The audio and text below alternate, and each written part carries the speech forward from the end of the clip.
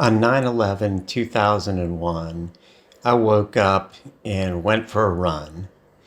I'd been flying late the night before, so was going into the squadron late.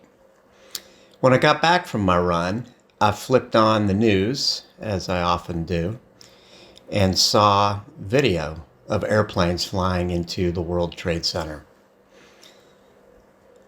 There was no certainty at that point as to what was going on. Certainly not on the news there wasn't.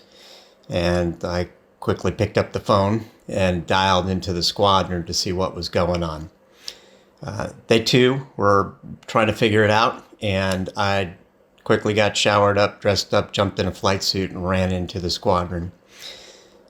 Over the course of that day, 9/11, we had a number of calls with our Air Wing commander, and ultimately, the plan was for us to travel up to join our ship USS George Washington, which was already at sea conducting carrier qualification training.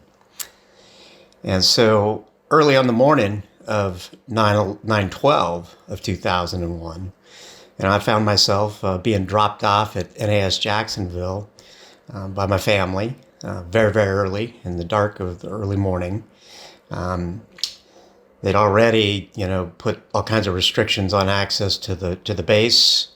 The parking lot at the exchange at Jacksonville was as far as you were allowed to drive on. You couldn't get any closer to the flight line than that.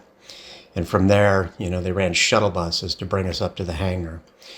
So that morning we jumped into the helicopters and took several of them, a large flight of 5 as I recall it, and we started traveling up the coast. So we left Jacksonville. George Washington was up off New York already, with just a limited group of airplanes on board.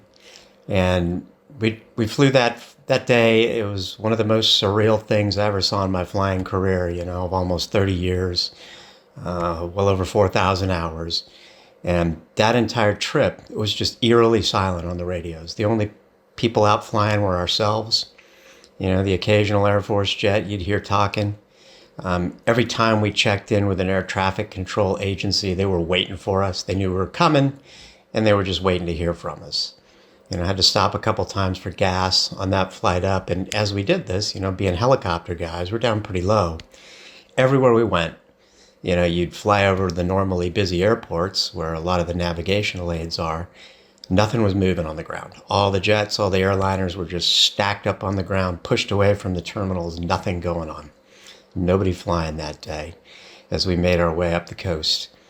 Got up to New York, you could still see, obviously, the huge pillars of smoke rising up from the Twin Towers as we flew out and joined George Washington right off the New York coast. That was probably one of the most surreal experiences, as I said, and striking experiences that I ever experienced. We had no idea what was going on next. Nobody did.